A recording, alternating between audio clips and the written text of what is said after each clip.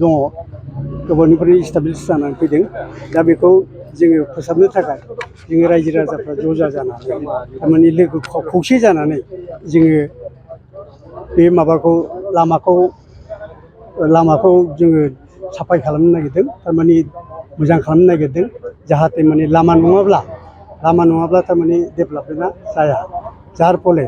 जोङो मिनिस्टारफोरजों जोङो एसे लोगो लाफानानै जोङो ज' थाबायनानै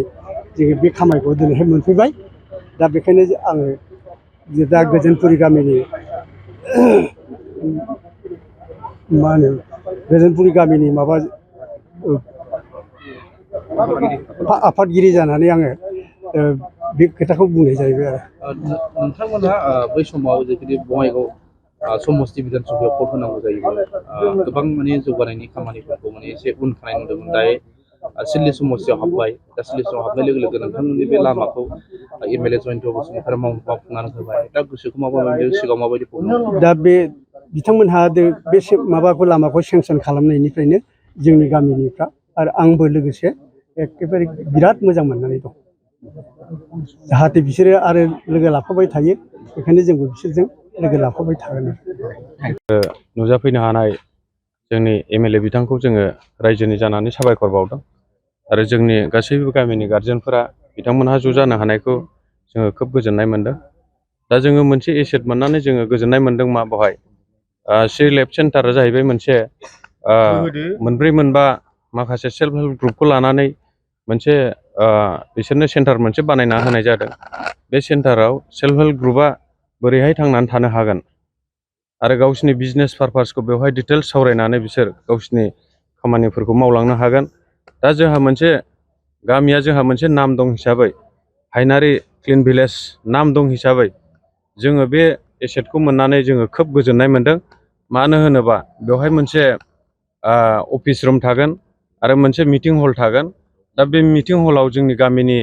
निस्सय समस्याफोरखौ बा गामिखौ जोङो बोरै जौगालांहोनो बिनि सायाव जोङो सावरायबाय थानो जों स्कप मोनगोन ओंखायनो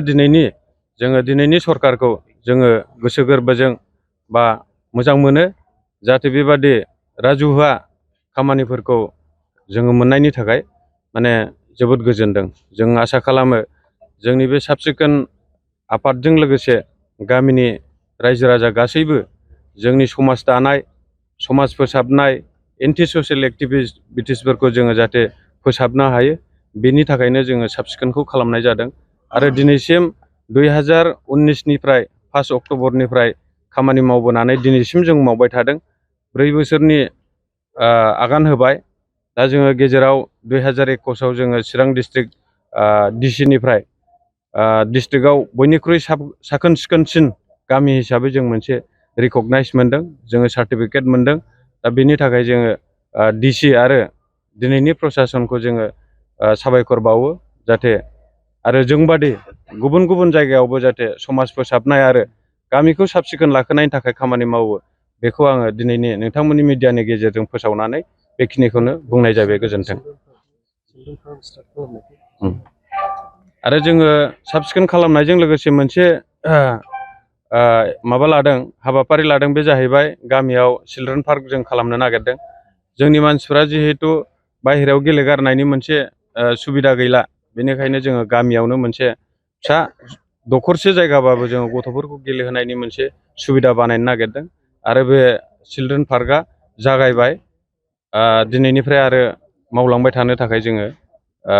रेडि जाबाय जिहेतु गोबां रायजो राजाफ्रा नोंथांमोननि बे गामियाव बेरायनो फैयो नाथाय बिथांमोना मिथिया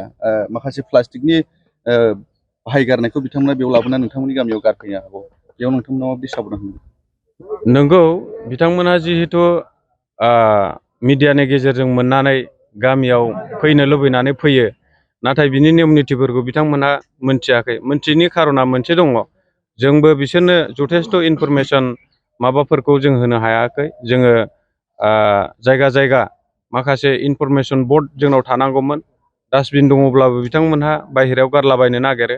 आरो बिनि सायाव जोङो खोब भलुन्टारि टाइपनि जोङो माखासे ग्रुप बानायना होनो हायैयाव बिथांमोनखौ जोङो